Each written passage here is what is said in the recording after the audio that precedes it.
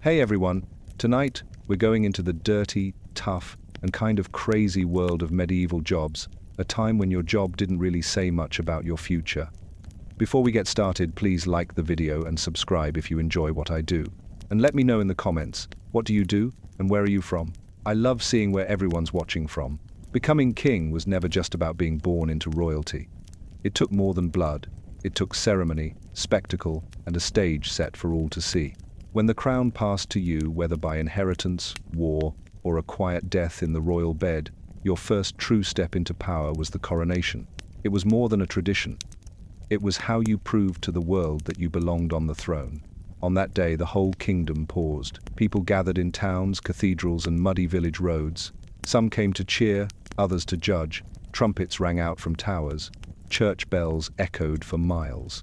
Nobles in rich robes lined the aisles of the grand cathedral, while peasants stood outside hoping for just a glimpse of the new ruler. All eyes were on you, and every detail from your robes to your walk mattered. You wore garments stitched in gold thread, trimmed with fur, and heavy with meaning.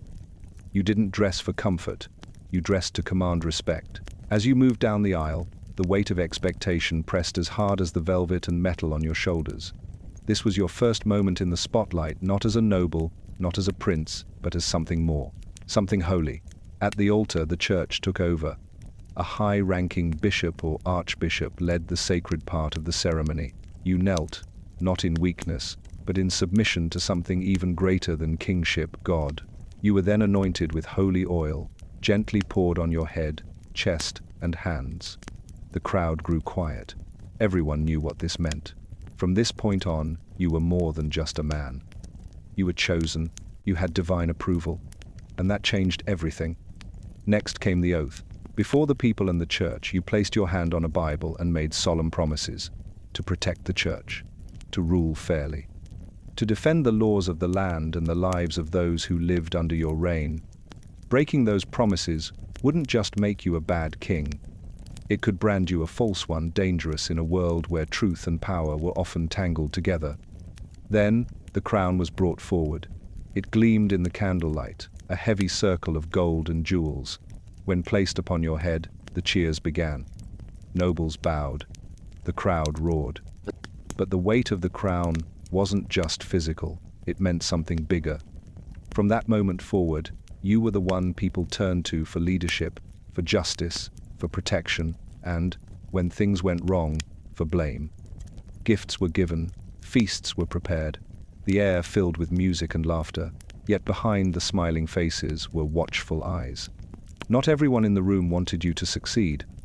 Some were already thinking about your weaknesses, your youth, your choices. Others wondered how long you'd last, because being crowned king didn't mean you'd stay king. The crown on your head made you powerful. But it also made you vulnerable. You had entered a world where loyalty shifted like the wind and where death could come from a poisoned cup or a whispered lie. Your enemies wouldn't always wear armor. Sometimes they wore smiles and offered wine. This was no fairy tale. It was the beginning of a long, dangerous game. Every choice from here on out would either strengthen your rule or push you closer to the edge.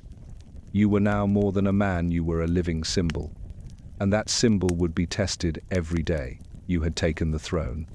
Now, the real fight would begin. You didn't choose this life. Long before you could speak, ride a horse, or understand the weight of a crown, your path was already set. You were born in a royal chamber, surrounded not by love and lullabies, but by servants, guards, and political whispers. Your first cry echoed through cold stone halls, not as the sound of a baby entering the world, but as the birth of a future king. From the moment you drew breath, everything changed. You weren't seen as a child, you were seen as a symbol. Nurses watched you not just to care for you, but to report every cough, every rash, every twitch to advisors and courtiers. A sickly prince could mean doubt, a strong, loud one meant hope. Even your swaddling clothes bore your family crest. You weren't a baby in a blanket, you were an heir in training. Your parents rarely held you. A royal child was raised by tutors, nurses, and guardians, not for love but for duty. You were taught to sit straight before you could walk. You learned to bow before you could run. Every moment of your life was prepared, rehearsed, and measured. Games were rare, and when they happened, they often had lessons buried inside: how to share power, how to command, how to win without mercy. As you grew older, your education became more intense. You didn't learn the way village children did. You were taught Latin before your own people's tongue. You studied history not for interest, but to understand wars, bloodlines, and betrayals. You didn't just read about kings, you studied how they ruled and how they fell. Every lesson came with a warning. One day, you will sit on the throne, and if you make the wrong choice, people will die. Sword practice began early. A wooden blade first, then steel. You learned how to fight not just to defend yourself, but because one day you'd lead armies into battle. Even when your tutor taught you poetry or scripture, it wasn't for joy, it was for image. A king who could recite holy words looked blessed. A king who quoted poetry could flatter a noble, seduce a court, or calm a restless crowd. You were reminded daily, you are not like other children. You cannot cry too long. You cannot run too wild. Your smiles are political. Your silence can spark rumors. You lived in a golden cage, watched from all sides. Servants whispered about your moods. Courtiers guessed what kind of ruler you'd become. Were you kind? Were you cruel? Were you strong enough to hold the realm together? And if you had brothers, the game became even more dangerous. Every younger son was a shadow. Every cousin a possible threat. You learned early that family could be more dangerous than foreign enemies. Some princes grew up close and loyal, others became rivals before their voices changed. Still, as the years passed, people began to bow when you entered a room. Guards stood straighter, servants moved quicker. You were no longer just a boy, you were becoming something else. Something powerful. Your teachers began calling you, "My Lord." And when you looked into the mirror, you didn't just see yourself, you saw the weight of the kingdom staring back. You weren't ready, no one ever is, but readiness didn't matter. One illness, one accident, one knife in the dark, and you could become king tomorrow. That's what it meant to be born into royalty. You didn't get to choose when the crown came, you only got to decide what kind of ruler you'd be if you survived long enough to wear it. Home for a king wasn't cozy. It was cold, echoing, and made of stone. Your castle was no fairy tale. It was a fortress first, a palace second. Its thick walls weren't built to impress guests. They were built to keep out enemies. Every tower, every arrow slit, every iron gate told a story of war, fear, and survival. This was where you lived, ruled, and, if you weren't careful, where you could die. From the outside, your castle looked like a crown planted in the earth, strong, high, and untouchable. But from the inside, it was a never-ending maze of stairs, chambers, and shadowed corners. The wind howled through the halls. Fires were always burning, yet the cold still crept through the stones. Rats scurried through kitchens and storerooms. Servants walked silently, avoiding eye contact. Guards stood at every door, armed and alert. Your safety depended on their loyalty, and that loyalty was always for sale. The great hall was the heart of it all. Long wooden tables stretched beneath a high ceiling covered in soot. This was where you held court, delivered justice, and listened to the concerns or complaints of your people. Here, nobles dined at your table, pledging loyalty with wine on their breath and knives at their belts. This was also where you celebrated victories, mourned losses, and punished betrayal. It wasn't just a room, it was a stage. Your private quarters were guarded, but never truly private. Servants lit your fire, drew your bath, dressed you in silence. You slept behind heavy doors and under thick furs, not for comfort, but for protection. Even then, you never fully slept. Any creak in the night could mean trouble. A dagger in the dark. A traitor slipping through shadows. Your dreams, when they came, were short and uneasy. The castle was not just your home, it was your message. It told your enemies that you were not to be taken lightly. Castles sat high on cliffs, or deep within thick forests, placed for control, not beauty. They overlooked roads, rivers, and lands that paid you taxes. Travelers who passed by knew at once who ruled here. And if they forgot, the armed guards at the gate would remind them. Castles also served as your courtroom, treasury, war room, and prison. Gold was counted behind locked doors. Maps were spread across long tables, with generals pointing at enemy routes and supply lines. Prisoners cried out from the dungeons far below if you could hear them at all. Some rooms were never warm, some never saw the sunday. That was the nature of power. It protected and it punished. But castles could also be cages.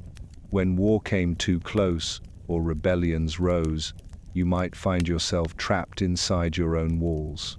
Supplies ran low, water could be poisoned, enemies circled.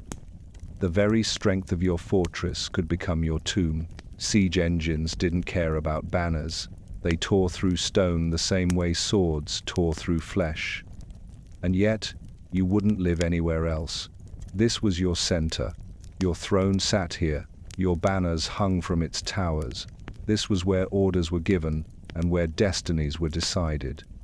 For your people, the castle was the kingdom. For your enemies, it was the challenge, and for you, it was both sword and shield. You didn't wake up each day in comfort. You woke up in command. And in a world where loyalty shifted like sand and death wore a crown as easily as you did, your castle wasn't a home. It was your warning to the world. The king lives here, and he does not fear siege, shadow, or steel. Before you spoke a single word, your clothes did it for you. Before you gave a command, your boots had already announced who was in charge. A king's wardrobe wasn't about warmth or comfort. It was a carefully crafted language, spoken in silk, fur, and gold thread. Every layer you wore sent a message. I have power, I have wealth, and I am not like you. Getting dressed wasn't something you did alone. It took time, effort, and trusted hands. Servants helped pull thick tunics over your arms, fastened jeweled belts around your waist, and slipped rings onto your fingers. They held mirrors while you examined the folds of your cloak. A king's appearance wasn't left to chance. It was planned, measured, rehearsed. The wrong color could send the wrong signal. The right robe could win a war without drawing a sword. Your daily wear still looked finer than anything your nobles owned. Soft wool dyed in deep reds and purples, colors that common folk rarely saw, let alone wore. Purple, especially, wasn't just a fashion choice. It was a royal color, made from crushed sea snails and imported at enormous cost. A single garment could feed a village for a year. On formal days, the weight of your garments reminded you of the weight of your role. Heavy velvet robes, trimmed with ermine fur, dragged behind you as you walked. Your crown gleamed under torchlight, matched by chains of office that hung from your shoulders. Gold thread shimmered with every movement. When you entered a room, all eyes turned not just because of who you were, but because of what you wore. But your wardrobe didn't just serve looks, it served strategy. A well-chosen outfit could calm a restless noble or impress a foreign envoy. Bright colors and expensive fabrics showed strength. Simpler clothes, worn on purpose, showed humility or mourning. You dressed for mood, you dressed for message, you dressed for survival. Even your undergarments were political. Who made them? Who gifted them? Who saw them? All of it mattered. Tailors worked in silence, sworn to secrecy. Any servant caught gossiping about your wardrobe could lose their tongue or their head. Trust was rare. Spies came in many forms, and some of them stitched hems. Clothing also told stories of your kingdom. Cloaks embroidered with lions or eagles reminded people of your family's legacy. Patterns stitched in gold might symbolize a battle won or a peace treaty signed. Some of your garments were gifts from rival kings meant to honor you, distract you, or remind you that they were watching. But even the finest robes couldn't protect you from the harsh realities of royal life. Lice didn't care about gold. Rain still soaked through fur. Fire could still burn silk. Servants beat your cloaks clean and hung them in smoke to chase off pests. Perfumed herbs were tucked into your collars to hide the sour smell of long days and nervous sweat. And fashion, like loyalty, changed often. What made you look majestic one year could make you look foolish the next. Court whispers could turn your jeweled hat into a joke before dinner ended. So, you adapted. You kept your wardrobe sharp, your tailors busy, and your rivals guessing. You didn't just wear clothing, you wore expectation, you wore fear, hope, and legacy. Your garments were armor against insult, against doubt, against being forgotten. A poorly dressed king was a weak king, and a weak king didn't last long. So you stood tall in boots lined with silver. You adjusted the brooch that held your cloak, and as you stepped out before your people, your robes did what your sword could not. They conquered the room. Power, in a medieval court, didn't always wear armor. Sometimes it wore perfume. Sometimes it wore a forced smile and spoke in poetry. Your court was not just a place, it was a stage, a chessboard, and a battlefield all rolled into one. Every step you took through its marble halls echoed with meaning. Every nod, every raised cup, every whispered word had a price. Around you nobles gathered like moths to flame. Lords and ladies in velvet cloaks bowed low, praised your judgment, and laughed at your dullest jokes. But their eyes never stopped calculating. They smiled with their mouths and schemed with their eyes. They watched each other even more than they watched you.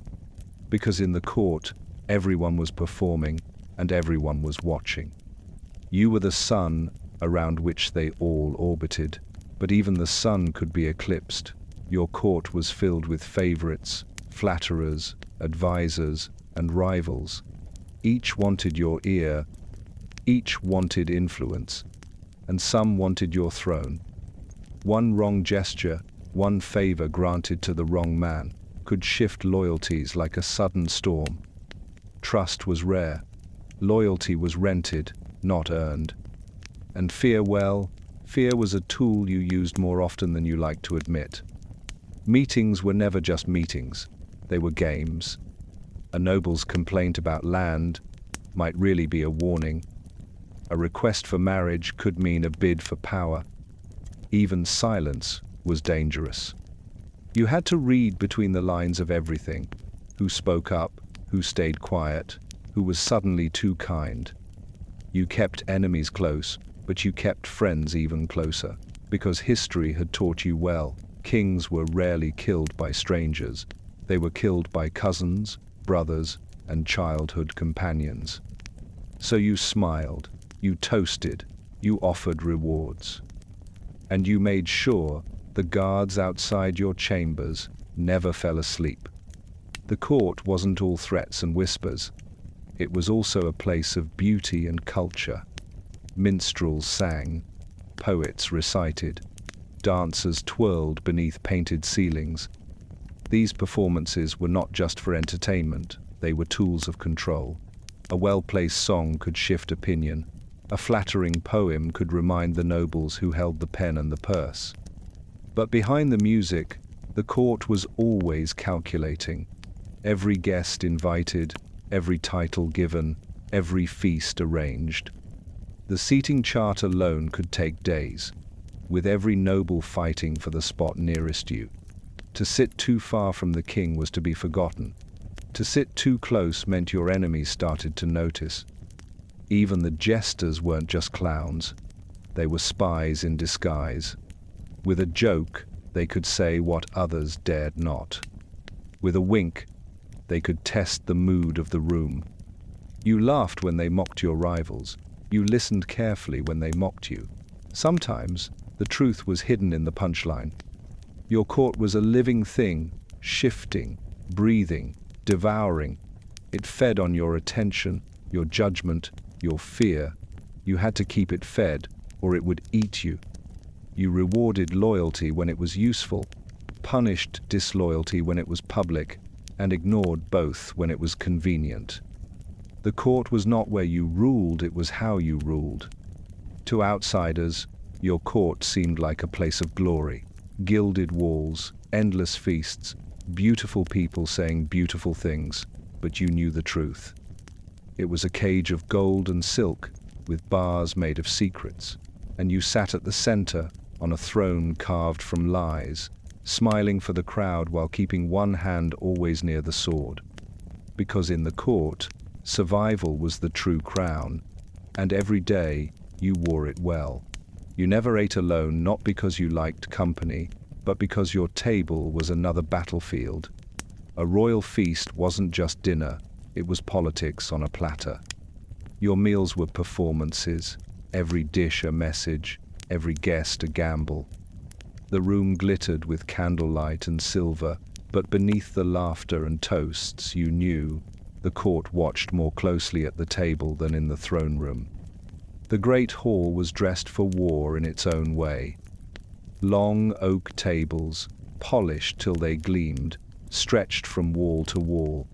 Banners hung above. Minstrels tuned their lutes. The smell of roasted meat and spiced wine filled the air. Nobles took their seats not based on hunger, but on power. The closer to the king, the greater the favor. One wrong seating arrangement, and a noble could take offense deep enough to spark a rebellion. The food itself was a spectacle. You didn't eat simple bread and stew like the peasants.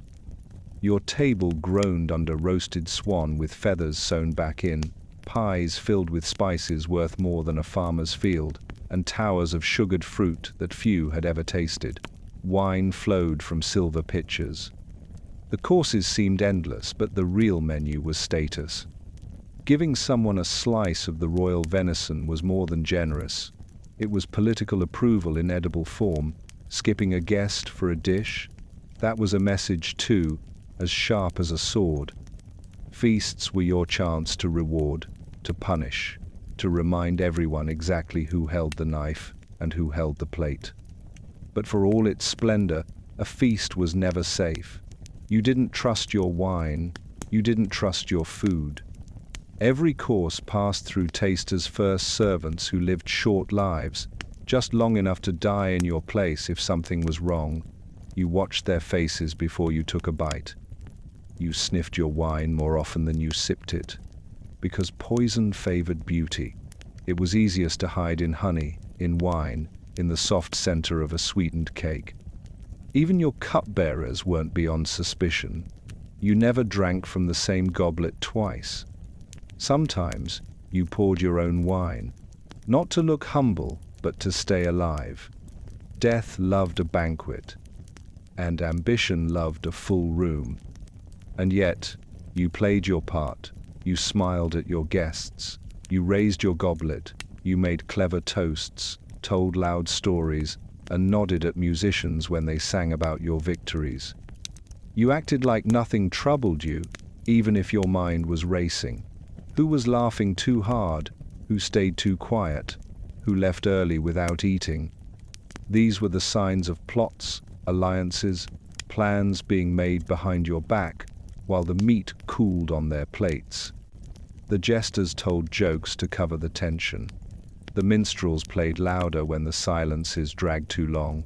Servants moved like ghosts, clearing empty platters, refilling goblets, keeping the night moving. But you noticed everything. You had to. Because the feast wasn't about filling stomachs, it was about feeding power. When the night finally ended, and the last guests staggered out, the real work began. You asked your spies what they overheard. You looked for the patterns in who spoke to whom. You reviewed every toast, every glance, every absence. Your throne might have been in the hall, but your true control was served between the courses. A king never ate in peace. He feasted with a knife in one hand and a mask in the other, because at the royal table, you weren't just feeding your court, you were feeding the illusion that you were untouchable. Love had little to do with it. When you married, it wasn't for passion or comfort, it was for politics. As king, your wedding was a weapon one meant to build alliances, end wars, claim land, or secure peace. You didn't choose your bride with your heart. You chose her with your advisors, your generals, and your map. The deal was made long before you ever saw her face. Perhaps she was the daughter of a rival king. Maybe she brought a dowry of gold, land, or castles. Maybe her bloodline could link your family to some ancient claim. Whatever the reason, the marriage wasn't about companionship. It was about advantage.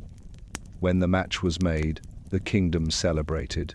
Bells rang, feasts were prepared, poems were written about eternal love, though everyone knew the truth.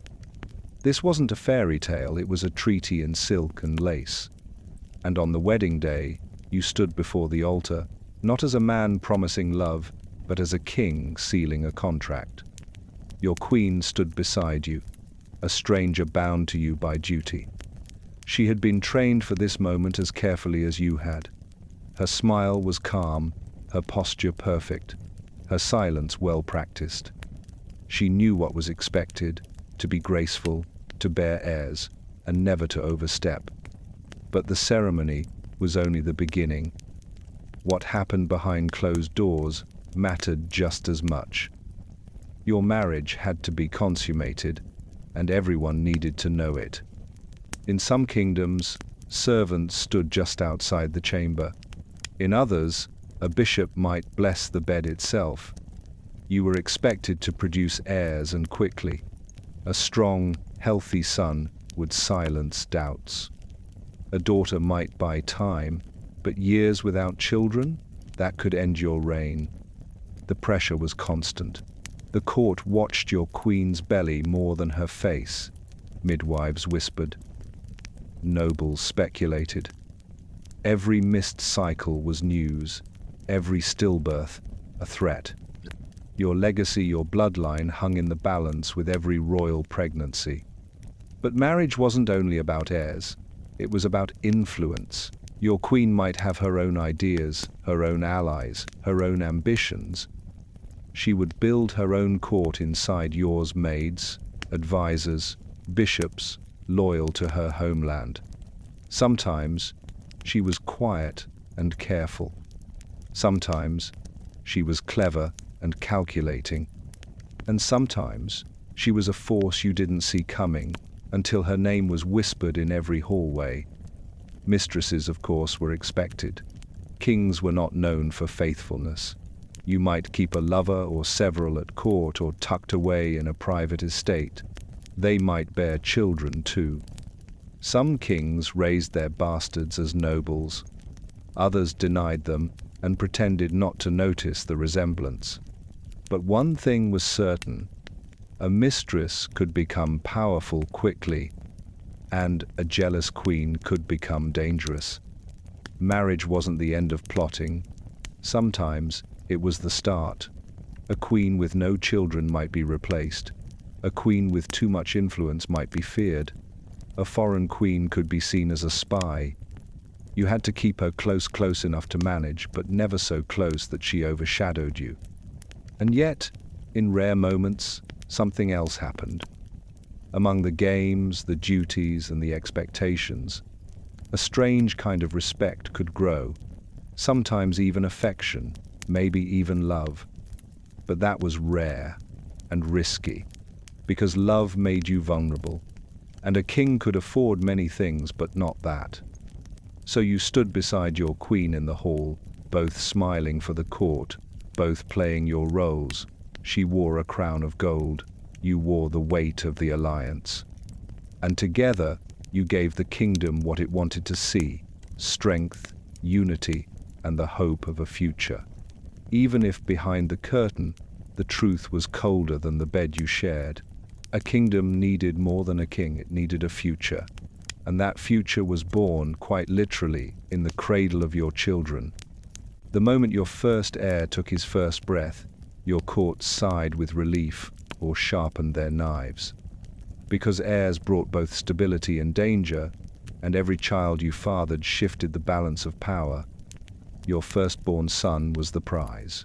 He was paraded through halls wrapped in silk, kissed by bishops, praised in prayers, and watched as closely as a new king. He would inherit your crown if he lived long enough, and if no one got to him first. His wet nurse was chosen carefully.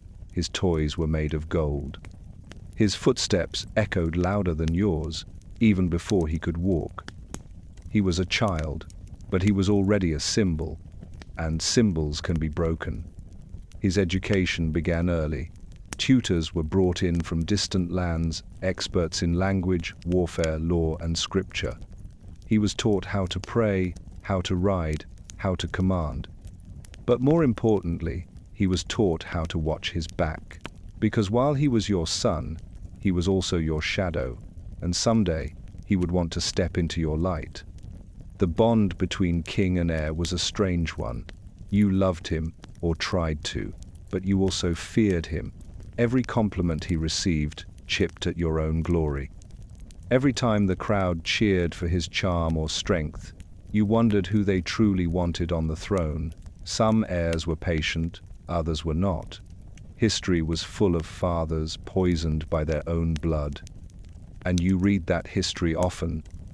Then came your other children, daughters who became pieces on the marriage board, sent across the sea to tie up alliances with smiles and silk. Younger sons, who grew bitter under the shadow of their older brother, their ambitions simmering in courtly silence. Some of them you trusted, some of them you watched. All of them had value, and all of them were potential threats. Your court didn't help. Whispers followed every child. This one too weak, that one too clever. This daughter too proud, that bastard too popular. Rumors grew faster than children. A kind word from a noble to the wrong child could mean betrayal. A gesture too warm might start a rebellion in the cradle. Still, you tried to keep control. You arranged their futures like a master planner. This one would become a bishop, that one would marry a duchess. The crown prince would rule beside you one day if he listened. You brought him to council, let him watch you hold court, gave him small commands to test his judgment. But always in your mind was the same question: will he be ready? And worse still, will he wait? Some kings retired peacefully. Others were forced out by impatient heirs with swords and supporters. Some heirs died before their fathers, claimed by war, illness, or schemes. And some became kings before they ever wore the crown, ruling from the shadows while the old king weakened in bed. No matter how carefully you planned, the future remained uncertain. Blood did not always guarantee loyalty, and even the most promising heir could grow into a disappointment or a tyrant. So you watched them. You praised them in public, tested them in private, and kept your sword within reach. Because a king's greatest achievement might not be a battle won or a castle built, it might be a child who doesn't destroy everything you worked for. And so, day after day, you ruled your kingdom and raised your heirs, preparing them to take your place, hoping they would be strong enough, and praying they wouldn't come for your throne before you were ready to let it go. Gold didn't grow on trees, and power didn't pay for itself. Being king meant ruling a kingdom, but it also meant funding one. You had armies to feed, walls to repair, ships to build, spies to pay, and nobles to keep happy.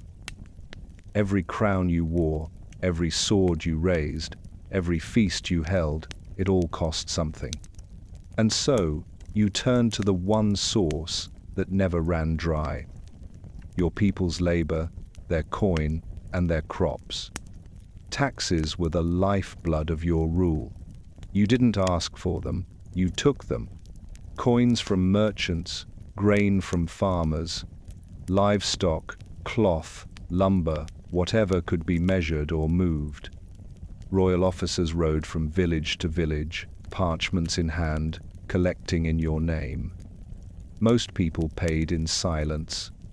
Some paid in tears. A few tried not to pay at all, but that never ended well.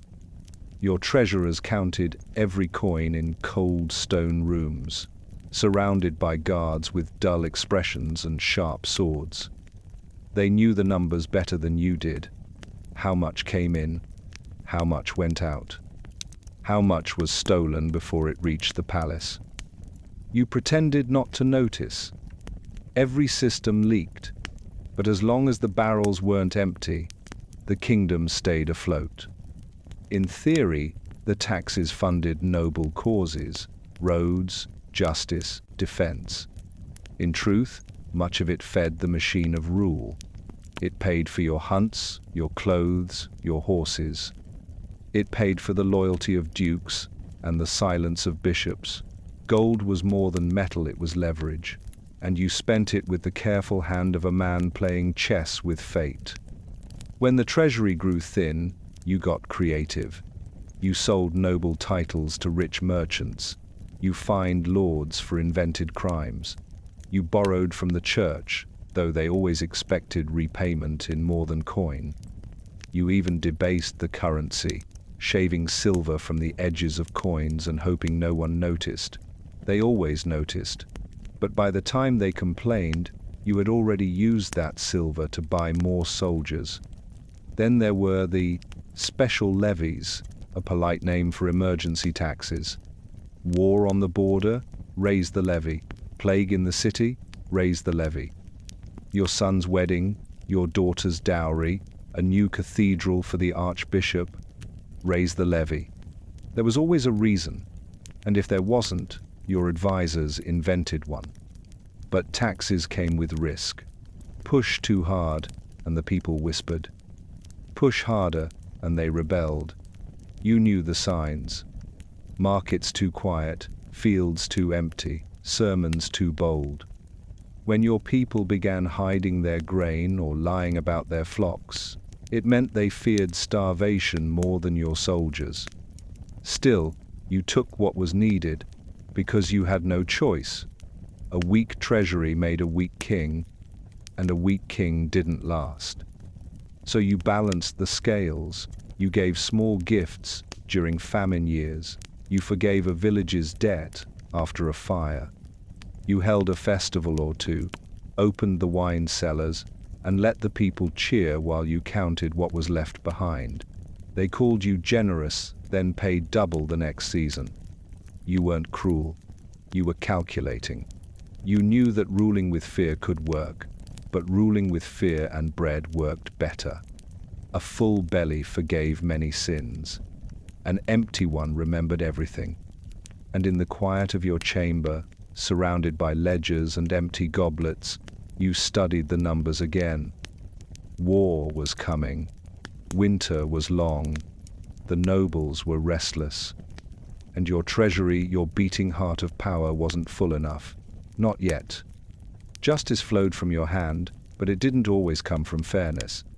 As king, the law was not a set of rules carved in stone, it was a weapon, and you decided where it struck. You didn't just enforce laws. You made them, changed them, ignored them when needed, or bent them until they fit your purpose. Your word could set a man free or send him to the gallows. And once you spoke, there was no appeal. Only obedience. You held court in your great hall, seated high above trembling petitioners. Peasants came to beg for stolen cows. Nobles came to argue over land. Merchants whispered about contracts, debts, or broken deals. Some pleaded, some lied.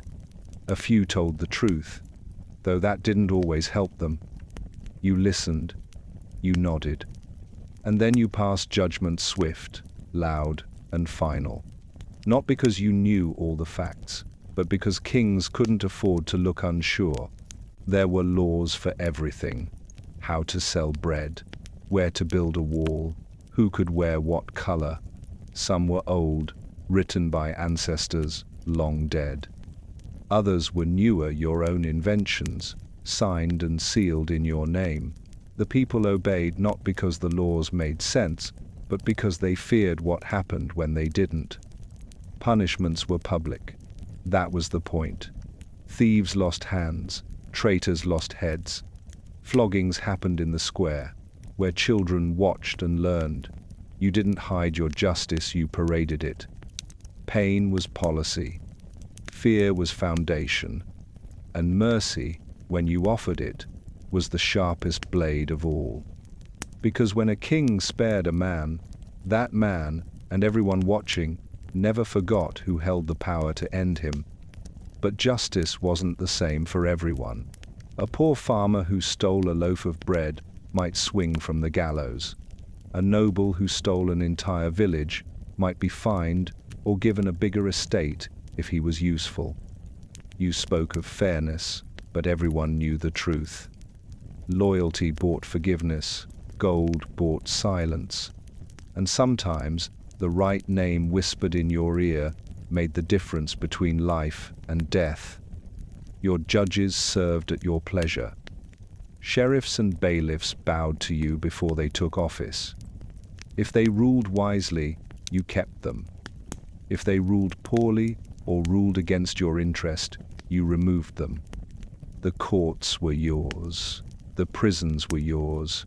Even the executioner wore your badge. Law wasn't a balance, it was a blade, and you held the handle. When rebellion stirred, you didn't wait for trials. You declared guilt by proclamation. You hung men without hearings. You burned documents and erased names.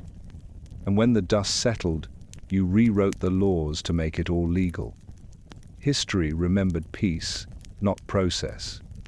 Yet, you couldn't rule with fear alone. You needed belief. So, you mixed your justice with ceremony. Royal pardons at feast days, public blessings of the innocent, grand speeches about honor, duty, and divine order. People cheered not because they trusted the law, but because they trusted you. And as long as they believed you were just even when you weren't, they obeyed. But you knew the danger. Too much cruelty, and they'd turn on you. Too much mercy, and they'd laugh at you. You had to walk the razor's edge, always watching, always adjusting. The law was your crown's shadow, taller than you, darker than you, and always following close behind. So you sat on your throne, robe heavy, scepter in hand, and listened to the next case. You didn't need to know the truth. You only needed to decide what served your rule. And that, in the end, was justice. A crown could win loyalty, but it was steel that earned respect. In the eyes of your people and your enemies, you were not truly a king until you had gone to war. Peace was expected, yes. But war was respected. It tested your courage, revealed your enemies, and gave you something no council decree ever could: glory. When war came, it didn't knock. It thundered in with messengers out of breath, border towns burned, and banners rising in the distance. You didn't flinch. You summoned your knights, called your bannermen, and spoke the words every true king must know how to say: prepare the army. Armor was fitted to your frame not for comfort but for fear. It was heavy, hot, and never felt like enough, but you wore it anyway. Because your soldiers needed to see you at the front, not hiding behind walls or sending orders from a safe castle. You mounted your war horse, you gave speeches before battle, and your men believed you. They had to, because when a king rode beside them, they felt invincible if only for a moment. The battlefield was not a noble place. It was mud and blood and screams. Arrows filled the sky like birds of death. Swords rang against shields. Men died with their eyes wide open, their mouths still trying to shout. And through it all, you pushed forward. Not always because you were brave, but because you knew everyone was watching. If you fell, they would break. If you won, they would follow you into hell. Victory gave you more than land. It gave you songs, statues, loyalty bought, not with gold, but with sacrifice. When you returned from war, the gates opened to cheers. Nobles threw feasts in your name. Peasants shouted blessings as you passed. You became a figure of legend, not just a ruler, but a warrior king. But glory had its price. Every battle cost coin, and every soldier lost left behind a grieving mother, a hungry widow, or a field gone untended. You felt it in your chest, whether you admitted it or not. War didn't end when the fighting stopped. It bled into the treasury, the villages, the soul of your kingdom. Still, peace was dangerous too. Too much peace, and your knights grew restless. Too much peace, and your enemies thought you weak. So even when there was no war to fight, you trained your army. You staged tournaments. You sent raids across quiet borders. You reminded the world and your own nobles that your sword hand hadn't grown soft. Sometimes you fought not for your kingdom, but for your name. A rival insulted your crown. A vassal refused a summons. A rebellion sparked in a northern hill. These weren't battles of survival. They were battles of authority. You didn't fight to defend your rule, you fought to prove it. And when you lost, that was the true test. A wounded king limped differently. A defeated king walked with whispers at his back. Some never recovered. They were eaten alive by doubt and betrayal. You couldn't afford that. If you stumbled, you stood taller. If you bled, you claimed it was proof of your courage. You spun loss into prophecy, retreat into wisdom, because kings couldn't lose. Not for long. In war, you found your harshest truths. Friends failed you, enemies impressed you, and sometimes the sword that saved your life came from a hand you least expected. That's what war taught you. Loyalty is tested under fire, not at feasts. You weren't born to fight, but you ruled in a world that demanded it. And so you rode out, blade shining, crown held high, knowing that this was your kingdom's heartbeat, loud, bloody, and unforgiving. Because kings who did not go to war were not kings for long. Not all battles were fought with swords. Some were fought with ink, with smiles, and with lies wrapped in velvet. As king, you quickly learned that diplomacy was just another kind of war, one where the blade was hidden in the folds of a letter and betrayal wore perfume. A kind word could change borders. A signed treaty could topple kingdoms. You didn't need to swing a sword when you could move armies with your pen. Every letter you sent was a weapon, crafted carefully by your scribes, sealed with your crest, and carried across borders by messengers who knew better than to ask questions. You never wrote in haste. Every word was chosen, every phrase balanced between threat and flattery. A single misstep, a poorly placed title, a forgotten honorific, could cause offense that ended alliances and started wars. Language mattered more than steel. When foreign envoys arrived, you greeted them with warmth and wine, but never with trust. Their bows were deep, their smiles wide, and their gifts expensive, but behind their eyes was calculation. They were not guests. They were scouts, spies, and negotiators rolled into one. Every gesture, every glance, every pause in conversation told you something, and you, in return, told them only what you wanted them to believe. Marriage was diplomacy's favorite tool.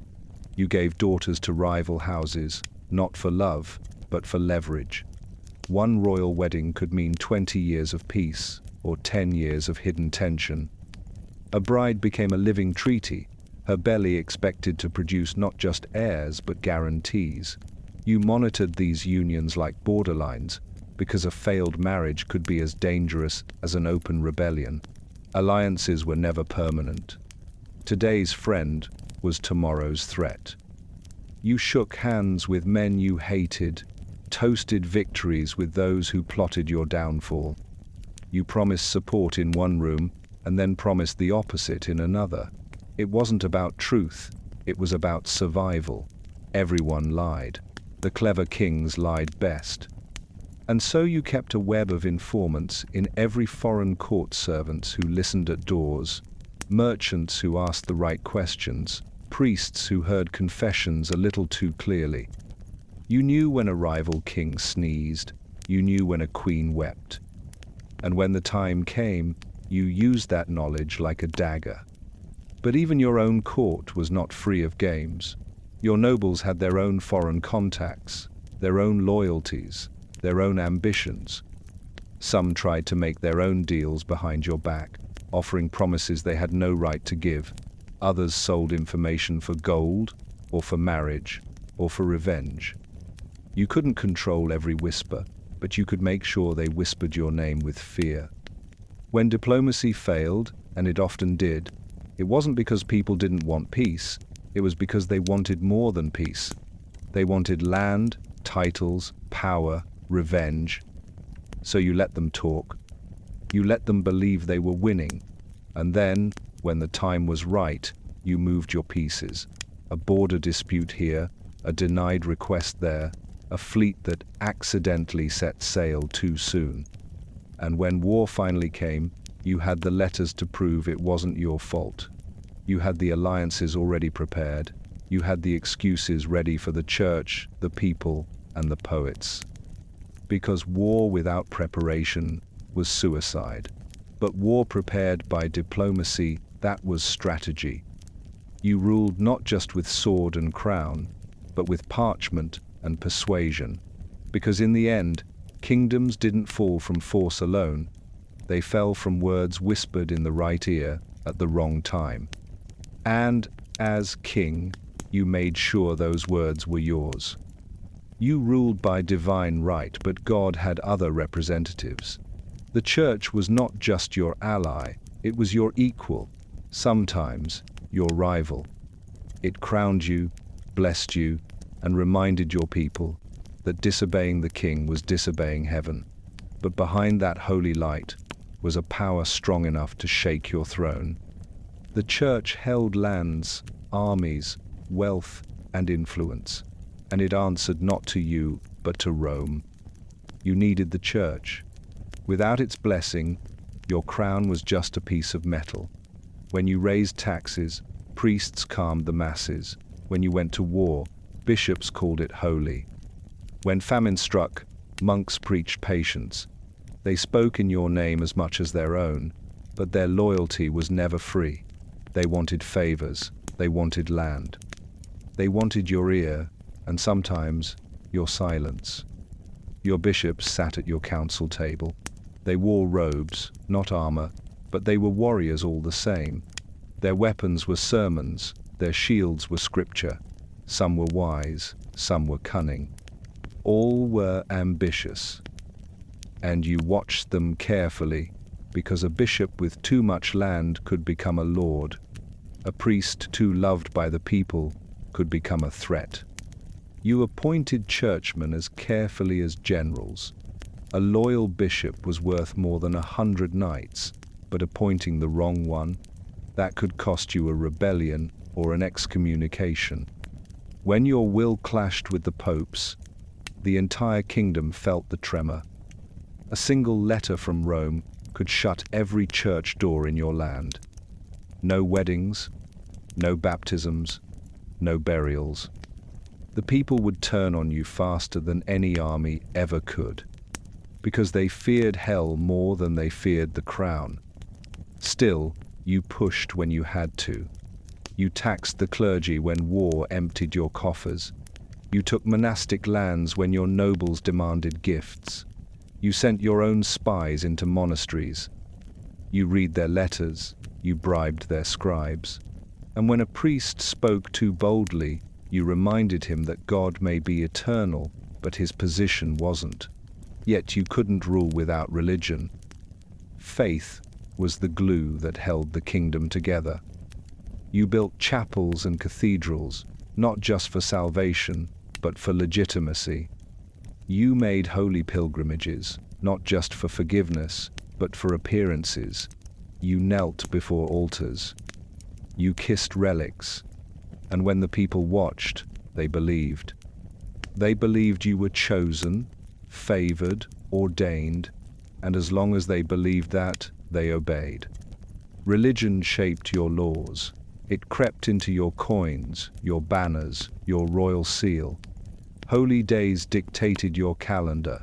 Clergy blessed your armies before battle. Monks chronicled your victories with ink and grace. And when you died, it would be priests who judged your soul as surely as your nobles had judged your reign. But deep down you knew the truth. The church didn't serve kings. It used them, just as you used it. It whispered in your ear, even as it whispered to your enemies. It lifted you with one hand and held a dagger in the other. And as much as you feared rebellion, war, or famine, you feared the church's disapproval most of all, because kings ruled the body, but the church claimed the soul, and in the end it was the soul your people cared most about. So you played the game, you nodded, you prayed, you gave, and you watched. Because while the sword defended your throne, it was the cross that kept it standing. Death didn't always ride in with a battle cry. Sometimes it came with a soft knock, a familiar face, or a shared cup of wine. You were a king, yes, but kings died just like anyone else. And unlike a soldier, you rarely saw the blade coming. Assassination was the quiet art of politics. It was blood without war, victory without armies, and every day you lived under its shadow. Your food was tasted before it reached your lips. Your wine was poured by trusted hands, but you trusted no one completely. Not the cook, not the steward, not even the cupbearer who had served your family for 20 years. Because poison didn't need to roar. It needed only a moment of carelessness, a sweet smell, a sip too bitter, a stomach pain that never left. You dined with suspicion, bathed under guard, and never entered a room without checking the exits. Visitors were searched, servants rotated, doors were locked from within. You kept your sword near your bed, not for war, but for whatever might creep through your chambers when the castle slept. Your most private moments were still watched, still guarded. Because privacy for a king was a risk too great to afford. Not every assassin used poison. Some used silk, smiles, promises. A cousin invited for a hunt. A noble with a grievance too old to forget. You knew how it worked. An accident during a ride. A railing that gave way. A sudden fever with no cure. A letter you never should have opened. They would cry at your funeral, of course. The mourning would be loud, the poems flattering, but your throne would already have a new occupant. The most dangerous assassins didn't look like murderers. They looked like friends, like wives, like heirs. History had no shortage of kings who died in their sleep, in their bath, in their chapel, never knowing the hand that struck them. You read those stories with care, and you remembered the names of the traitors who lived longer than the kings they killed. So, you built layers of protection, loyal guards, sworn oaths, secret rooms. You changed your routines, ate at odd times, moved without warning. You hosted banquets with a smile and left with your heart pounding. A king's life was precious and fragile. Everyone wanted a piece of it. Some wanted your favor, others wanted your title. A few wanted your blood. Rumors were your early warning. A servant acting strange, a noble hiring mercenaries, a bishop asking too many questions. You listened, you investigated, you silenced, sometimes quietly, sometimes permanently. You had no time for guilt. Guilt didn't wear a crown, caution did. But even the most cautious king knew one day someone might get close enough. That was the truth you never said aloud. So you chose your enemies carefully. But more importantly, you chose your friends even more carefully, because kings weren't killed by the enemy charging the gate. They were killed by the one holding the gate open. So you walked the halls of your castle each night, listening to your own footsteps echo off the stone. You glanced at every goblet. You watched every smile. And when you slept, you did so with one eye half open, waiting not for dreams, but for the sound of betrayal. Because in your world, death didn't knock. It whispered, it waited, and it never missed. They knelt before you, swore their loyalty, and called you their liege. But a king's knights were not just glittering figures in polished armor. They were dangerous men's swords given names, pride given purpose. You didn't just command them, you managed them. Because loyalty could rust faster than iron, and steel had a habit of pointing both ways. The ceremony of knighthood was grand. A blade tapped each shoulder. Oaths were spoken beneath banners and holy relics. They pledged to protect the weak, honor the church, and serve their lord. But behind the poetry of chivalry was a truth every king understood. Knights were weapons with wills of their own. They wanted land, glory, a place at your table. And they would bleed for it, yes, but they would also betray for it, if left too long in the dark. So you fed them war, you fed them tournaments. You gave them enemies to fight, quests to chase, and praise when they returned bloodied and proud. Idle knights were dangerous. They needed causes. If you didn't give them one, they'd find their own. You watched your most skilled knights closely, the ones who won too many duels, the ones whispered about by pages and nobles. A knight beloved by the people was one step from becoming a rival. So you gave him honors, then posted him far away. A fortress on the border, a mission across the sea, a leash wrapped in velvet. Their code of chivalry was more illusion than law. Knights spoke of virtue and humility, but their swords answered to power. They burned villages in the name of order. They slaughtered rebels, looted cities, and called it justice. You didn't stop them, not always, because when blood needed spilling, it was better spilled by men who didn't hesitate.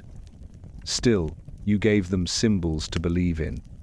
A shining round table, a holy relic to guard, a noble cause. Belief was a powerful thing, especially when it kept dangerous men obedient. You told stories of brave knights saving damsels, defending truth, and riding for honor. These stories masked the truth. Knighthood was organized violence, wrapped in silk and scripture. Tournaments served your purposes well. They looked like games, but they were carefully watched rehearsals for war and tests of loyalty. Who gave mercy in a duel? Who fought too hard? Who looked too long at the queen when he bowed? You noticed it all. And when the crowd cheered, you clapped along, even as your mind filed away the names of those who cheered the loudest for someone else. Not all knights came from noble blood. Some earned their place with skill alone. These men were hungrier, fiercer, less patient.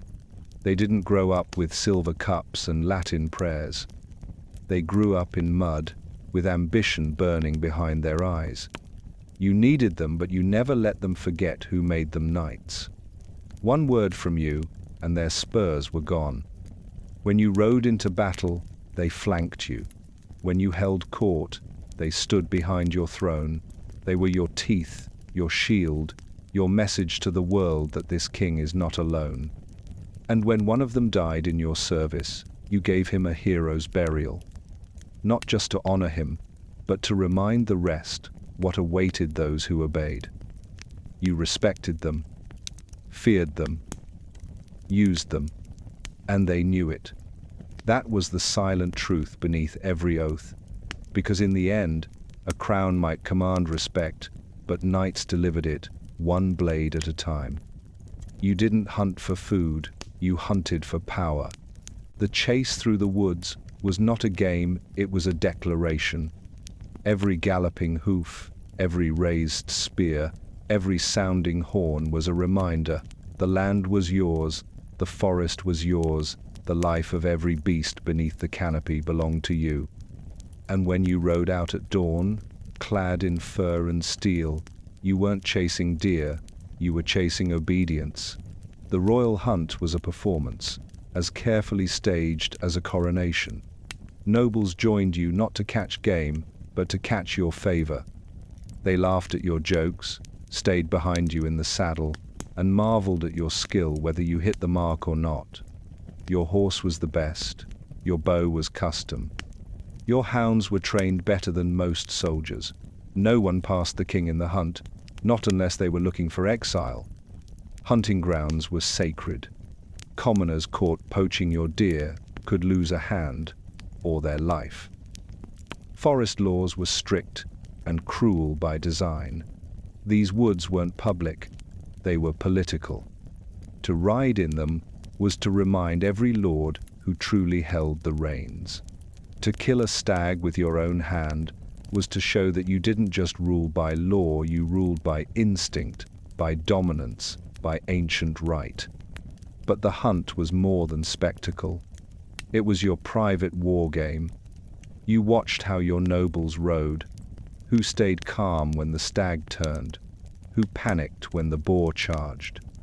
You learned who followed orders, who hung back, and who dared to race ahead.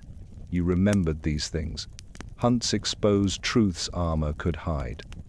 Sometimes, justice rode with you. A disgraced knight might earn redemption by bringing down a wild beast.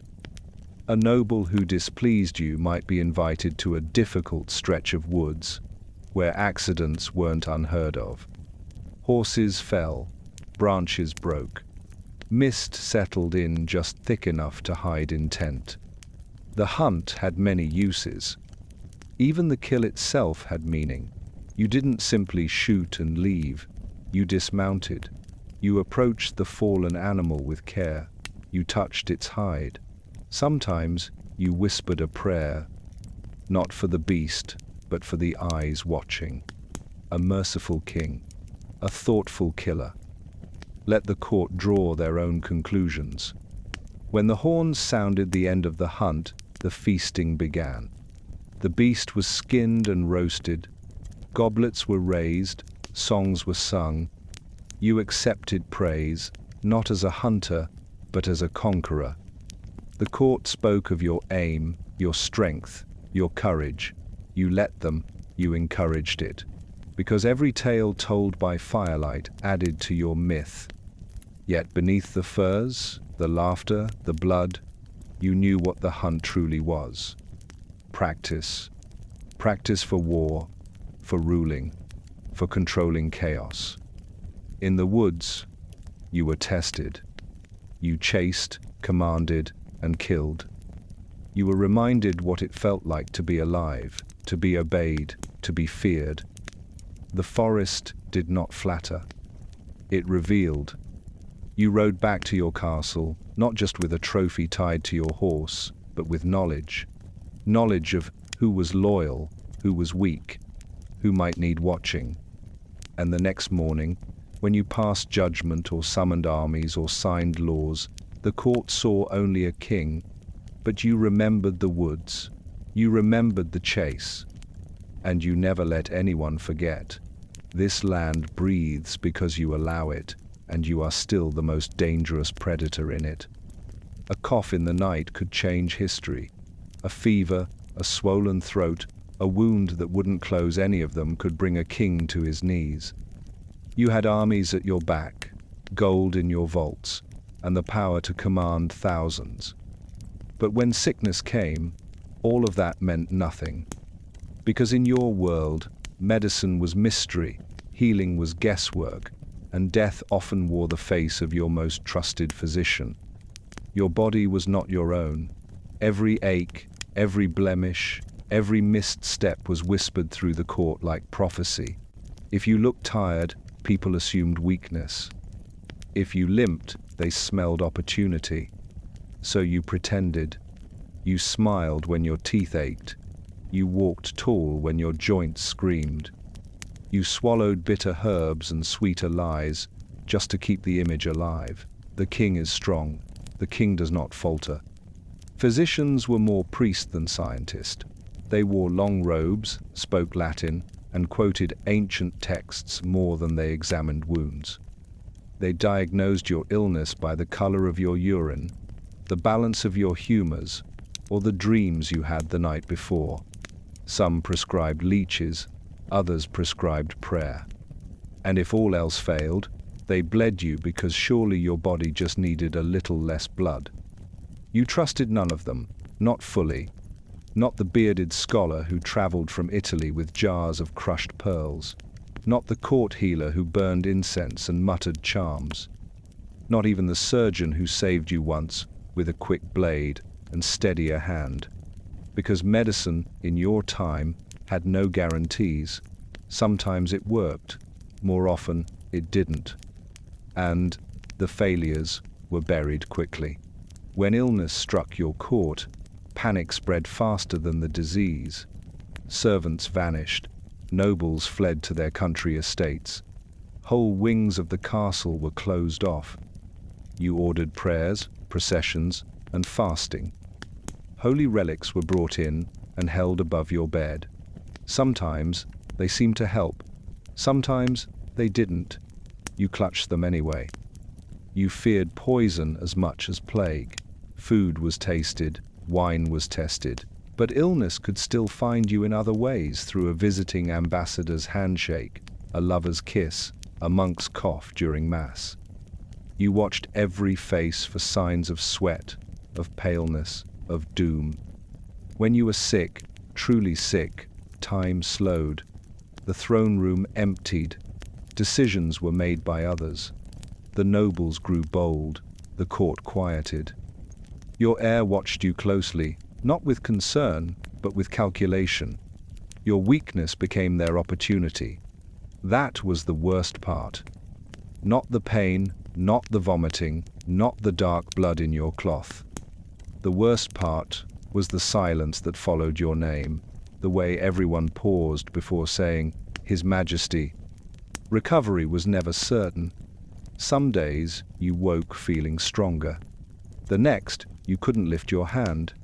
Priests came to whisper last rites. You waved them away, but part of you listened.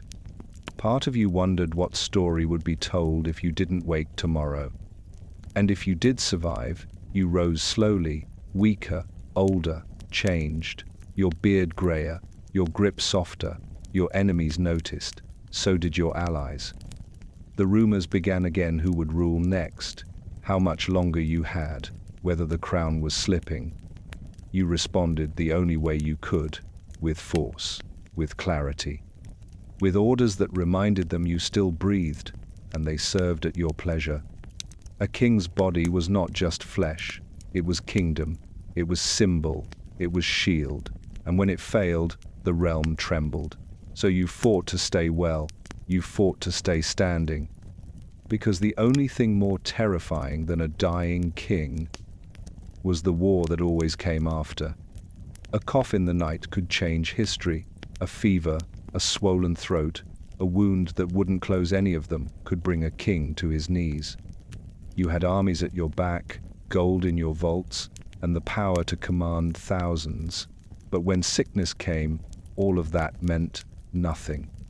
Because in your world, medicine was mystery, healing was guesswork, and death often wore the face of your most trusted physician. Your body was not your own.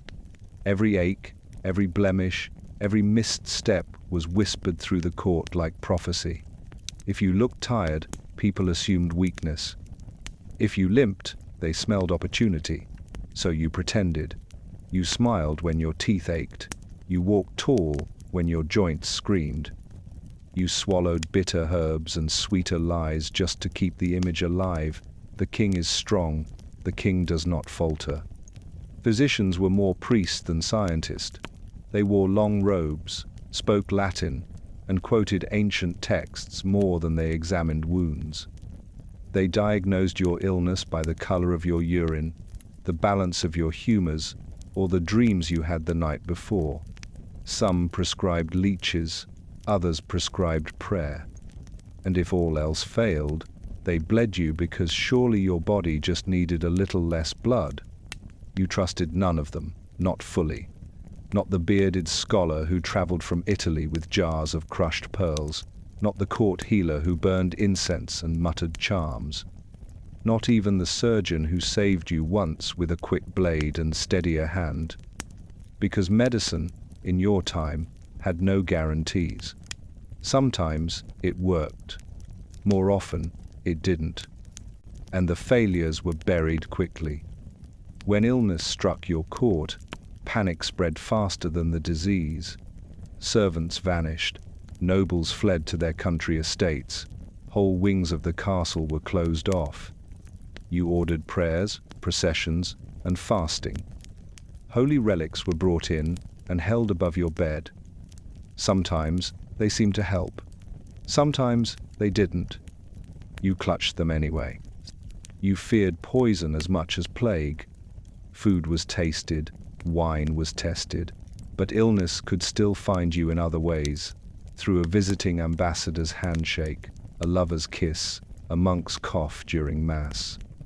You watched every face for signs of sweat, of paleness, of doom. When you were sick, truly sick, time slowed. The throne room emptied. Decisions were made by others. The nobles grew bold. The court quieted. Your heir watched you closely, not with concern but with calculation.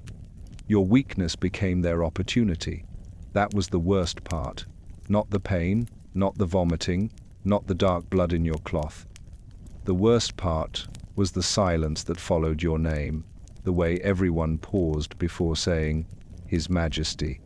Recovery was never certain. Some days, you woke feeling stronger. The next, you couldn't lift your hand. Priests came to whisper last rites. You waved them away, but part of you listened. Part of you wondered what story would be told if you didn't wake tomorrow. And if you did survive, you rose slowly, weaker, older, changed. Your beard grayer, your grip softer, your enemies noticed. So did your allies. The rumors began again who would rule next, how much longer you had, whether the crown was slipping. You responded the only way you could, with force, with clarity, with orders that reminded them you still breathed, and they served at your pleasure. A king's body was not just flesh, it was kingdom, it was symbol, it was shield. And when it failed, the realm trembled. So you fought to stay well, you fought to stay standing, because the only thing more terrifying than a dying king was the war that always came after. The sword may have won battles, but secrets won thrones. You ruled with laws and armies, yes, but behind the throne, behind the crown, there was another kingdom, a world of whispers, letters written in invisible ink, servants who listened behind doors, and shadows that carried blades sharper than steel. This was your spy network, and without it, you were ruling blind. Truth rarely arrived at your feet, uninvited. It had to be dragged in, quietly, and often bloodied. Your informants were everywhere, chambermaids in noble households, drunken squires with loose tongues, merchants who traveled far and spoke to everyone. They didn't look like spies. That was the point. You paid them in coin, titles, pardons, whatever, bought silence. And when they failed, you paid them with rope. Your most trusted spy master didn't sit at your right hand. He sat in the dark. He wore plain clothes. He knew every scandal in the realm before the gossip reached the kitchens. He didn't care about honor. He cared about leverage. He built you a map of secrets, drawn not with borders but with vulnerabilities. Who drank too much, who cheated, who owed, who dreamed too loudly of your crown. You didn't need proof to act. A rumor was enough. A half-truth could become a weapon in the right hands.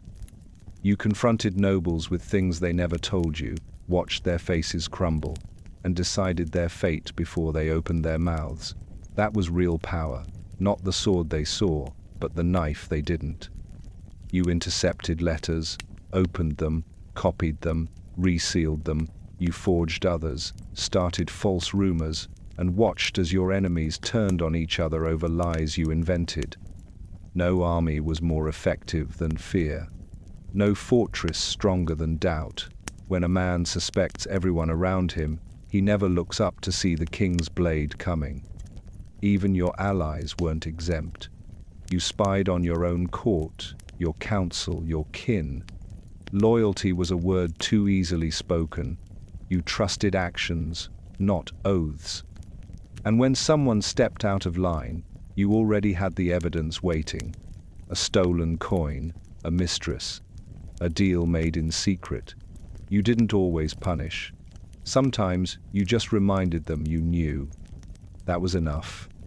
Foreign courts weren't safe either. Your spies worked across seas and through churches.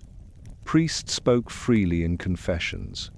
Ambassadors got careless after wine. You gathered names, movements, messages. You knew when a fleet was preparing to sail, or when a duke was being offered gold to rebel.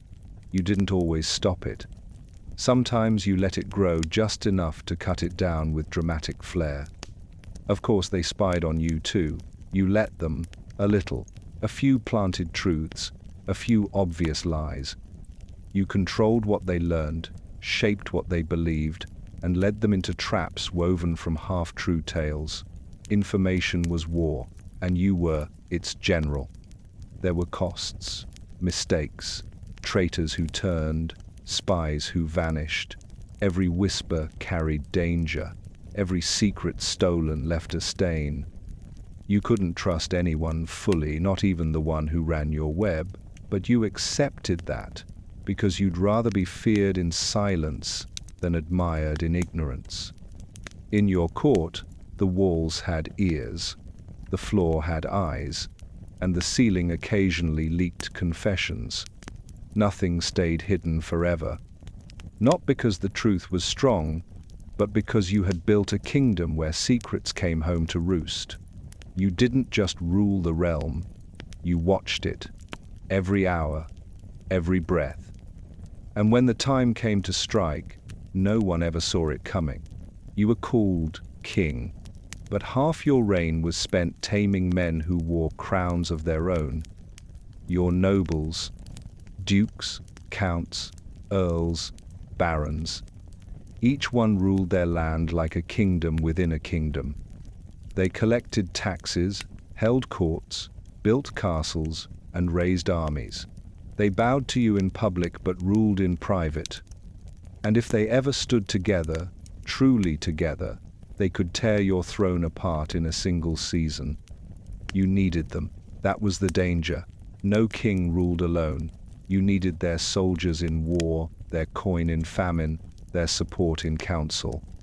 But you also knew that every favor you gave them planted seeds of rebellion.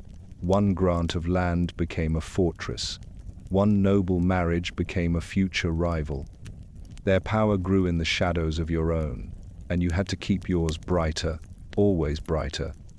So you kept them close.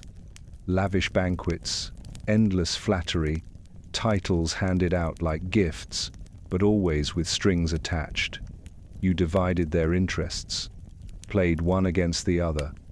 When one grew too strong, you elevated his rival. When two quarreled, you offered judgment that pleased neither, but weakened both. You were not just their king, you were their puppet master. Their loyalty was not loyalty, it was calculation. They served you when it served them, and they watched for your weakness the way hawks watched for mice. You never let them gather without your approval. You never let one noble control too many roads, too many men, too much grain. And if they did, you reminded them gently, at first, and then with iron. Sometimes, reminders weren't enough. A castle razed, a cousin arrested, a quiet poisoning during a feast. The message was clear: you may rule your lands, but I rule you. They protested, of course, wrote letters, called councils. But they didn't forget, and they didn't forgive. You appointed stewards to watch them, spies to follow them, clergy to report their whispers under the veil of confession. You knew their sins, their secrets, their debts. And when they rose against you, and some always did, you had a list of names ready and a scaffold already built. Yet, there were always more. New blood rising, sons with sharper swords and sharper minds. They came to court with clean hands and hungry eyes. They praised your wisdom, swore their loyalty, and measured your crown as if it might fall into their hands at any moment. You welcomed them with open arms and counted the daggers at their belts. You understood the truth. Kings ruled by grace, but nobles ruled by proximity. Whoever sat closest to the fire got the most warmth. Whoever sat too long tried to stoke their own flames. So you kept the fire burning high and bright. You made sure they basked in your power but never stepped into your place. There were nights you dreamed of a realm without nobles. One crown, one voice, one law. But you knew better. The game was never that simple. You couldn't destroy them all. You could only control them one threat, one gift, one execution at a time. So you played your role, smiling, toasting, feasting among men who would see you dead if they could do it without lifting a blade. And each morning, you awoke and outmaneuvered them again. Because in a land filled with lords, the only way to remain king was to make sure none of them ever forgot who made them and who could just as easily unmake them. They called it justice, but you knew what it really was. A message written in blood. When rebellion rose, you didn't negotiate. You made an example. Mercy was for private sins. Treason demanded a stage. The moment a noble raised arms against your crown, or even whispered the idea, you responded, not with words, but with thunder. Armies rode, castles burned, roads filled with heads on pikes. It wasn't enough to win. You had to win loudly. Punishment began long before the guilty stood trial. Their lands were seized, their family titles stripped, their names erased from royal records. Their allies were questioned, then broken.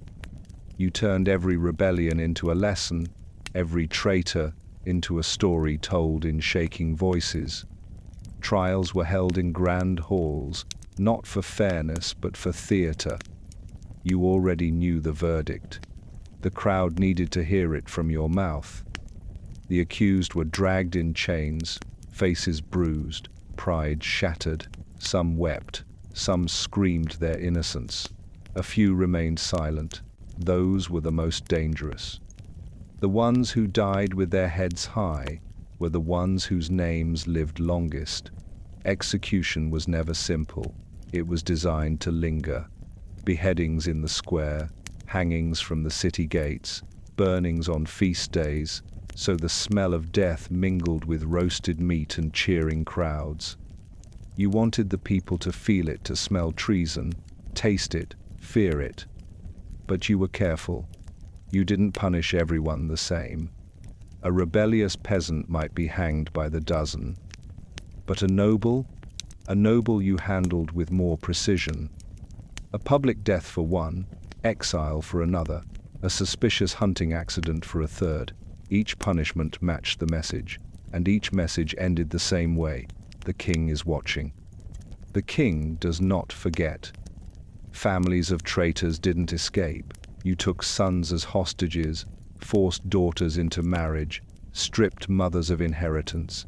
You salted the earth of traitorous land. You renamed their keeps.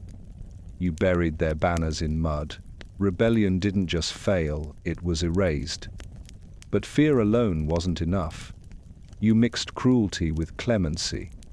After the executions, you pardoned the lesser men, spared a few captains, allowed broken rebels to crawl back to court and kiss your hand. Not because they deserved it, but because their loyalty now came laced with shame. Nothing bound a man to your service more tightly than the memory of almost dying by your will. Still, you knew rebellion never truly died.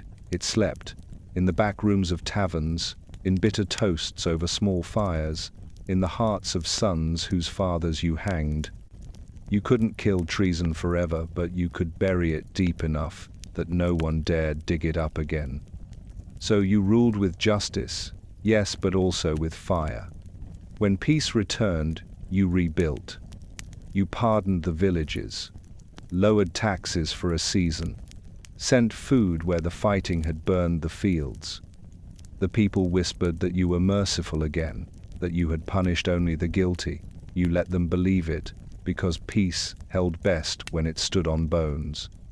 Because loyalty meant little unless it came from fear first. And because rebellion wasn't just a crime, it was a challenge. And kings did not take challenges lightly. You were the king, but even you bowed to time. The years crept in quietly, first in your bones, then in your breath, then in the way people looked at you. The cheers grew softer, the halls felt colder.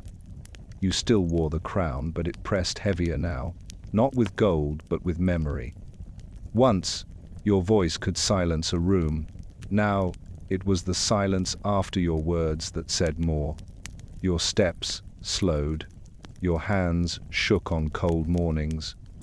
You masked it with thicker robes, longer speeches, and fiercer commands. But the court saw, your nobles saw, and worst of all, your heir saw. He waited not cruelly, not loudly, but inevitably. He stood taller. He smiled more easily. People began to laugh at his jokes. They turned to him during feasts, asked him about policy. It was slow, like a tide pulling the shore away grain by grain. And you smiled, because you had been him once. But behind the smile you calculated. Was he ready? Was he strong enough to wear the crown without cracking beneath it?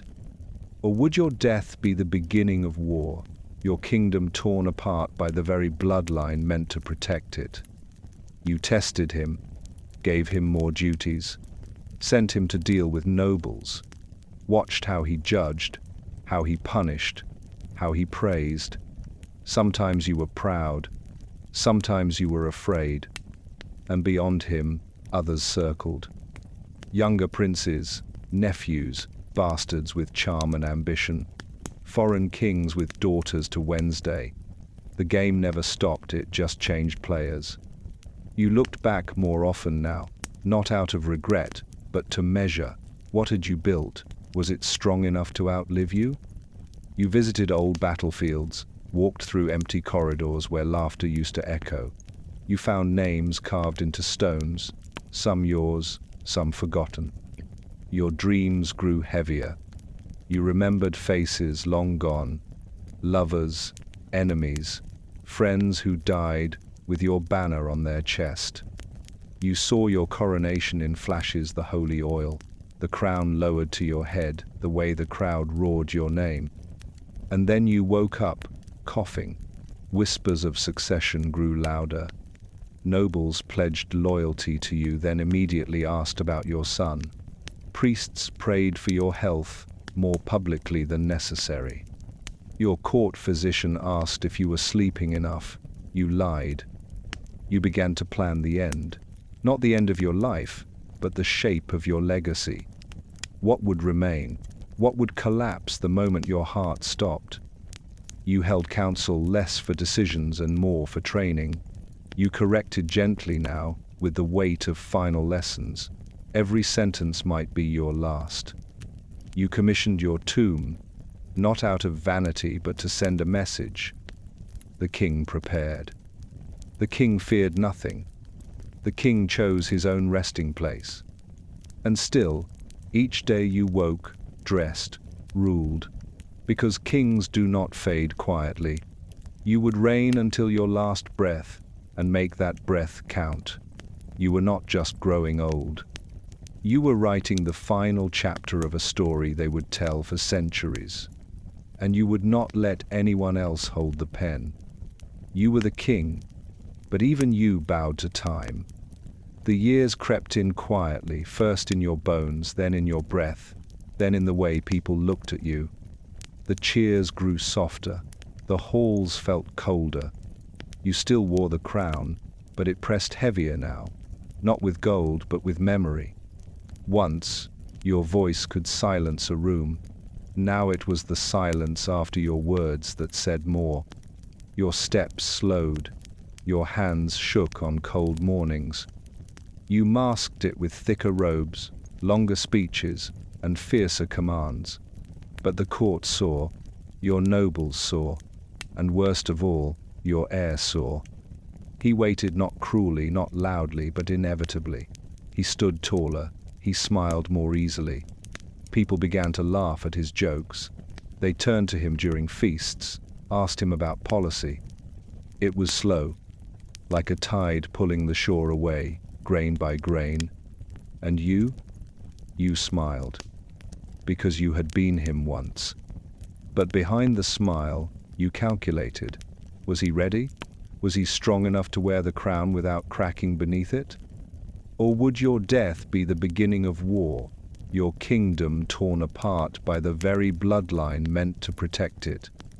You tested him, gave him more duties, sent him to deal with nobles, watched how he judged, how he punished, how he praised. Sometimes you were proud, sometimes you were afraid. And beyond him, others circled. Younger princes, nephews, bastards with charm and ambition. Foreign kings with daughters to Wednesday. The game never stopped it, just changed players. You looked back more often now, not out of regret, but to measure. What had you built? Was it strong enough to outlive you? You visited old battlefields, walked through empty corridors where laughter used to echo. You found names carved into stones, some yours, some forgotten. Your dreams grew heavier. You remembered faces long gone, lovers, enemies, friends who died with your banner on their chest. You saw your coronation in flashes, the holy oil, the crown lowered to your head, the way the crowd roared your name. And then you woke up, coughing. Whispers of succession grew louder. Nobles pledged loyalty to you, then immediately asked about your son. Priests prayed for your health more publicly than necessary. Your court physician asked if you were sleeping enough. You lied. You began to plan the end. Not the end of your life, but the shape of your legacy. What would remain? What would collapse the moment your heart stopped?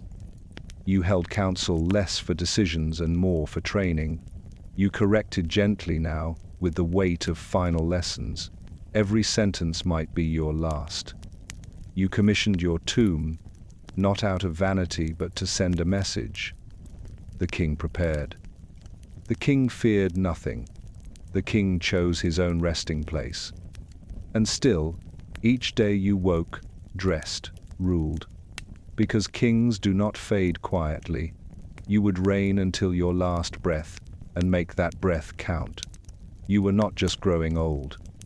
You were writing the final chapter of a story they would tell for centuries. And you would not let anyone else hold the pen. You ruled a kingdom, but when your time came, you faced the same end as any man, death, cold and absolute. No crown could shield you, no sword could strike it down. You had escaped assassins, outlived rivals, crushed rebellions, but this enemy did not flinch at titles. It came quietly, without fear or favor, and sat at your bedside like an old friend. The castle changed the moment you took to your bed. The footsteps in the halls grew slower. Doors opened more carefully. Laughter vanished like smoke. Servants moved in silence, their eyes never meeting yours for more than a heartbeat. The air turned heavy, thick with anticipation. Everyone pretended hope, but no one truly believed in recovery. The truth had already taken root. You were dying. The king was dying. Priests came first. Draped in gold and solemn robes, they whispered holy words beside your bed. They held relics to your chest, pressed oil to your forehead, muttered prayers meant to save your soul, or at least protect it on its journey. You listened, though not always. You drifted in and out of the ritual, hearing only bits of Latin and the rustle of robes. You gave confession, not all of it, never all, but enough to sound honest, enough to seem repentant. Because no king left this world unburdened. Your heir stood in the shadows near your feet. He didn't weep. He didn't dare. He watched instead, silent and stiff, wearing the calm of a man who had waited his whole life for this moment. You saw his shoulders square, his jaw set firm, his hands folded like he had practiced for days. The boy was ready, at least he thought he was, and in his eyes, behind the mask of concern, you saw hunger. Not for your death, but for your crown. Nobles began to arrive, one by one, quiet, respectful, pretending grief. They bowed, kissed your ring, whispered vows of loyalty they had already rehearsed for your successor. They weren't here for you, they were here for position, to be seen, to be remembered, to be ready. Some you trusted, some you didn't, but in those final hours, it made no difference. You were no longer the future, you were the past in real time. Your queen, if she still lived, sat beside you. She held your hand, cool and still, her expression unreadable. Perhaps she whispered to you, perhaps she simply watched. Maybe her tears were real, maybe not. If she had died before you, her memory returned now, her laughter, her silence, her steady presence at your side. You thought of her, and others, of sons lost, of wars won, of mistakes never repaired. The room dimmed, not with light, but with meaning. The things around you, robes, swords, seals, banners, seemed suddenly ridiculous. You couldn't take them with you. You couldn't even lift them anymore. Your breath shortened, your fingers grew numb, your thoughts floated further from the throne and closer to the door that waited beyond your reach. You felt it, the end. And then, with a final breath that went unheard by most, you were gone, just like that. But the kingdom did not sleep. The wheels turned the moment your chest stilled. The crown was removed. The bells began to ring. Messengers galloped through mud. Your body was washed, wrapped, robed. The tomb was already carved, the mourning already written. Your funeral was a spectacle, gold draped over stone. The church sang its songs. Nobles paraded their grief like jewelry. The people wept, or pretended to. They spoke of your reign with reverence, or resentment, or both. You were gone, and already myth. But beneath the marble, beneath the hymns and titles, you were just another man in the end. A king who had ruled, a king who had died, and above you, the throne sat waiting. Because in this world, kings are mortal, but the crown never is. Your death did not end your reign, it only passed it on. The moment your breath left you, the kingdom shifted not with mourning but with movement. The crown did not sit idle. It was lifted, cleaned, blessed again.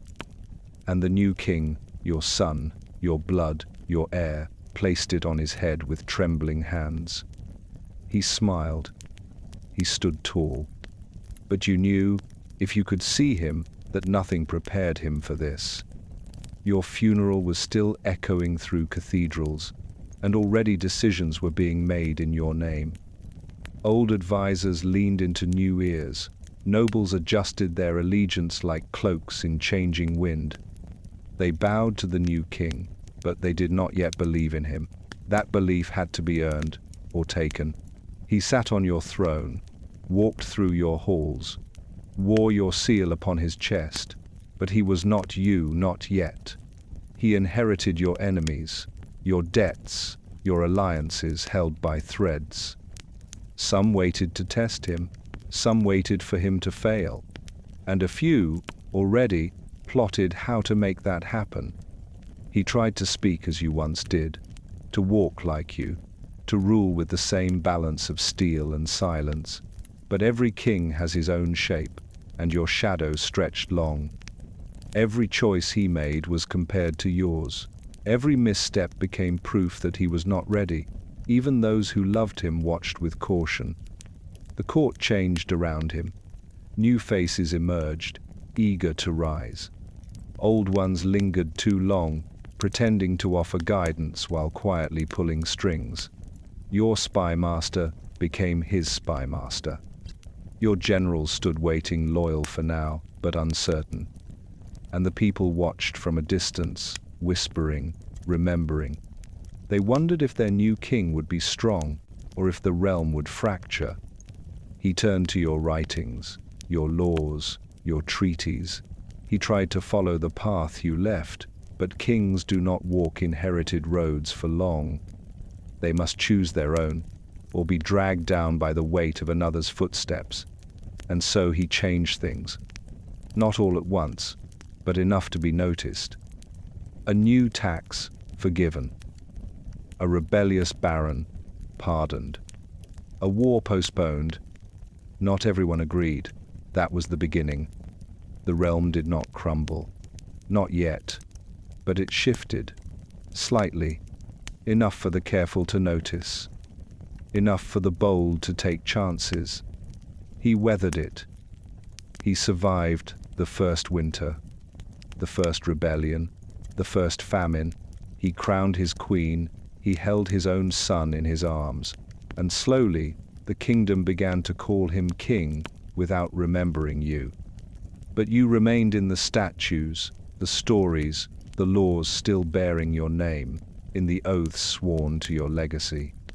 In the way the people still compared his justice to yours, his wars to your victories, his voice to your silence. And if he was wise, he didn't try to erase you.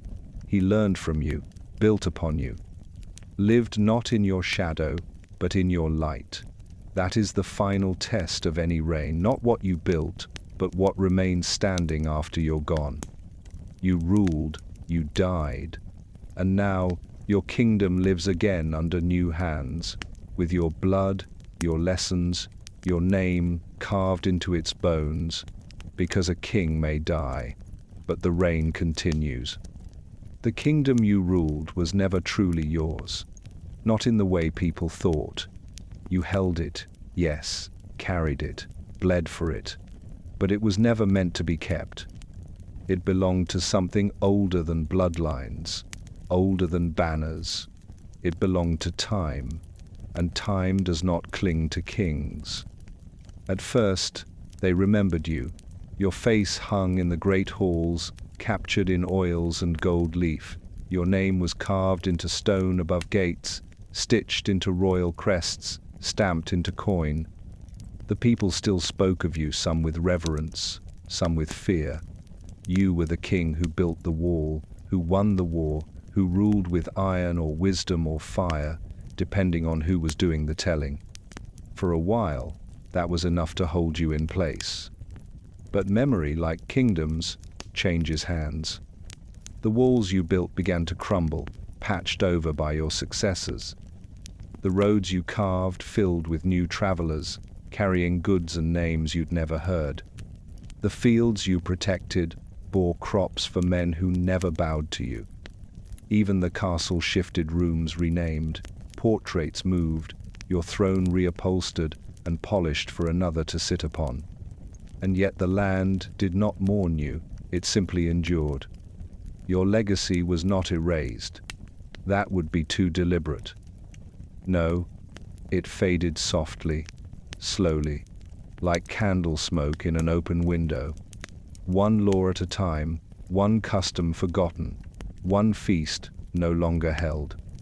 What was once tradition became curiosity.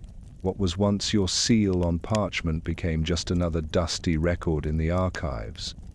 You were still there, in the footnotes, in the margins, but you no longer filled the page. The people who once sang your name began to hum newer songs. Their children asked who you were, and the answers came hesitantly. A king, someone would say, unsure whether that meant tyrant or savior. They repeated fragments, second-hand myths, moments torn from their context and polished into parables. The truth of your reign did not die. It drifted out to sea, out of reach. Yet not everything was lost.